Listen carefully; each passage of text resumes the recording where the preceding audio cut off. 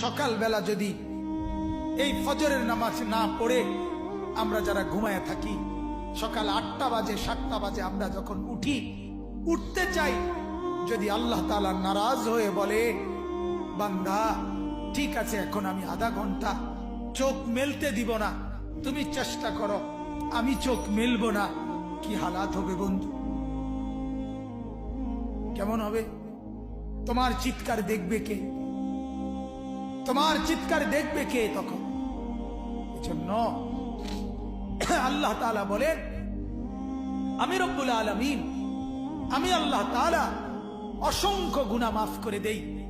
বলতেছিলাম জমিন বলে আল্লাহ ওরে উল্টায় দেই, ও ছবি দেখছে, ও নাচ দেখতেছে, উলঙ্গ দৃশ্য দেখতেছে, ও সুদ খাইতেছে, ও ঘুষ খাচ্ছে, ও অবৈধ ইনকাম করছে, ও জিনা করছে, ও ব্যভিচার করছে, এই মেয়েটা নর্তকীর মতো হাঁটছে, আল্লাহ ওরে উল্টায় দেয়।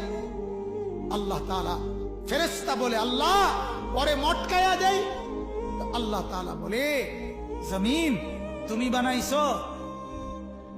জমিন বলে না আপনি বানাইছেন।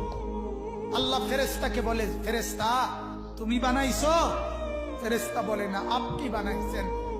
আরশ আজিম থেকে আল্লাহ তাআলা বলে শোনো, এক কুমার মাটির পাতিল যে বানায়, সেও তো মাটির পাতিল নিজের হাতে বানাইয়া ভাঙতে চায় না। 9 মাস আমি নিজের হাতে মায়ের পেটে রেখে আমি যারে বানাইছি, আমি নাক লাগাইছি, চোখ লাগাইছি, 1 দিন 2 দিন না, 9 মাস আমি যারে বানাইলাম, আমার হাতে গড়লাম, আমার হাতে সাজাইলাম, আজ তাকে আমি কেমনে ধ্বংস করে দেই? কেমনে ধ্বংস?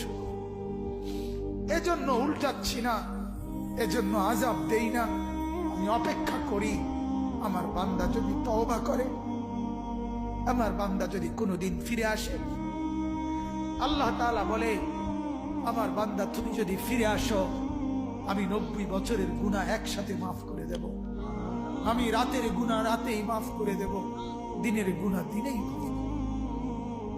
তুমি আইসো আমার কাছে, মাফ করে দেব।